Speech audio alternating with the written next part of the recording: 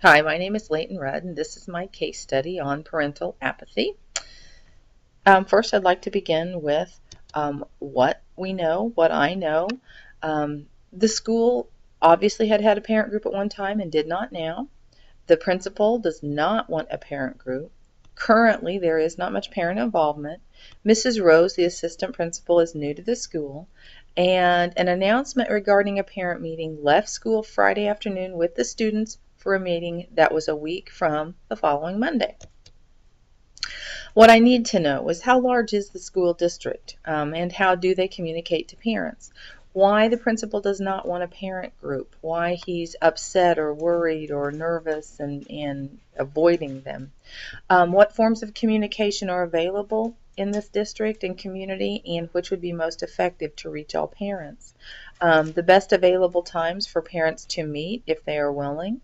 Um, Also, what forms of communication were used previously to contact parents, if any?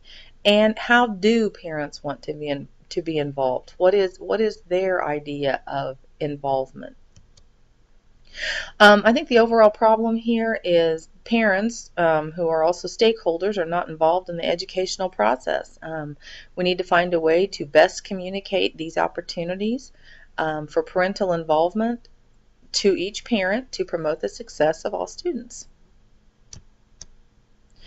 My proposed plan of action, including the strategies, would be first of all, the night of the meeting when the eight parents show up, I think Mrs. Rose should continue with the meeting and meet with the eight parents that are there. She should glean as much information from them as possible in regards to how to communicate with parents, what the community is like, what the patterns are. Just try to figure out the culture and do the best she can with the eight that are there. Secondly, she should schedule a second meeting and use as many different forms of communication as necessary to get the word out.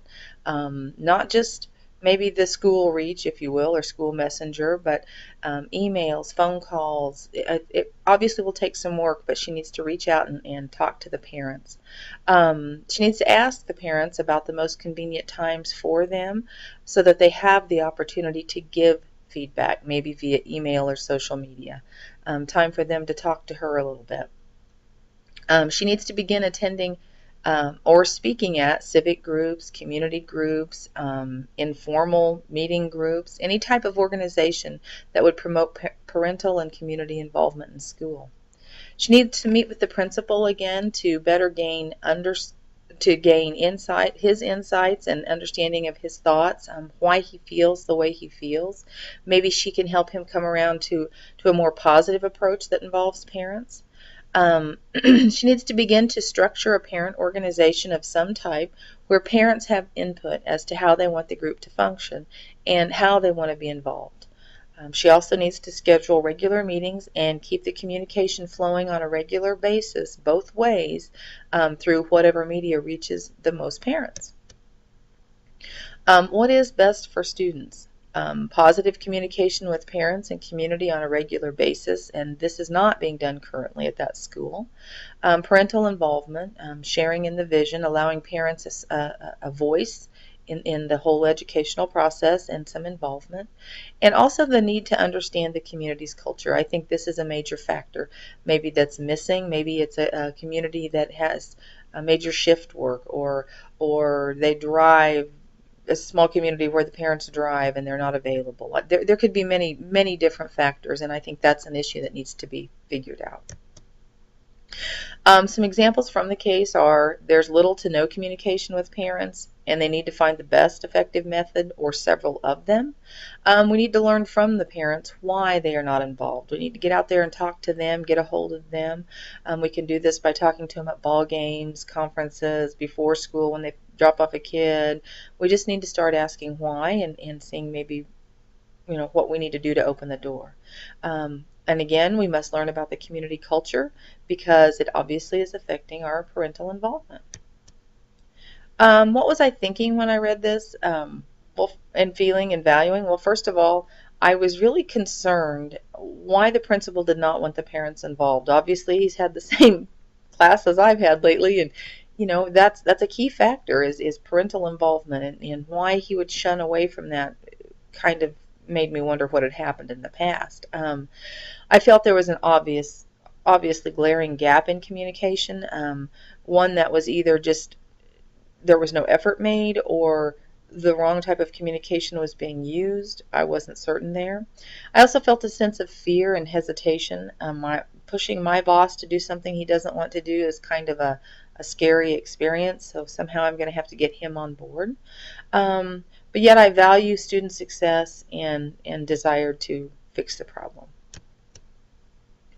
Um, Unresolved issues, or those that I felt in my mind were not quite answered.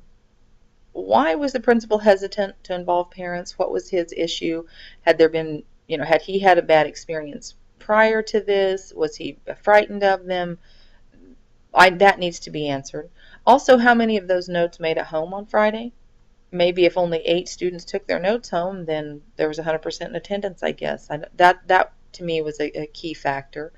The community culture, obviously. What are you working with? What are the people like? What do they value? What do they believe? Best modes of communication for that community and those groups of parents um, need to be discovered. I don't think that had been found yet. Um, Component 1, collaborating with families and community members, is the only way to discover the answer to why the parents are not involved.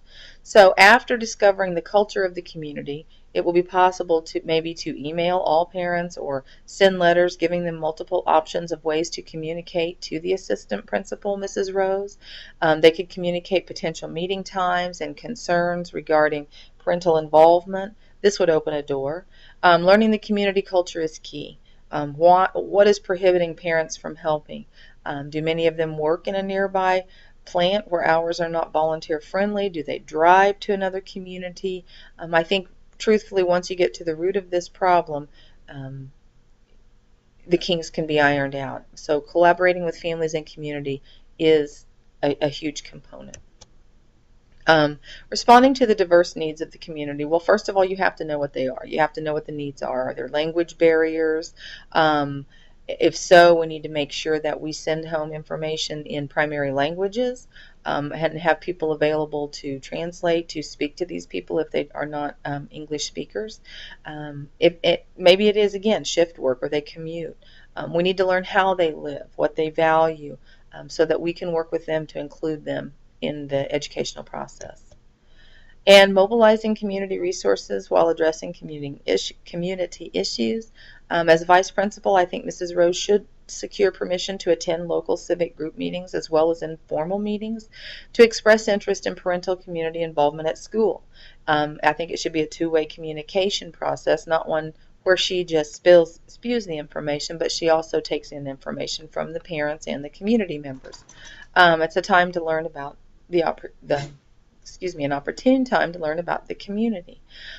She needs to continue to pound the pavement and talk to parents at ball games as they pick up their children and at other informal events, because she needs to build that relationship since the principal does not want to, and she needs to get those people involved. And by her reaching out, I think that's going to be a way to use those resources and address the community issues.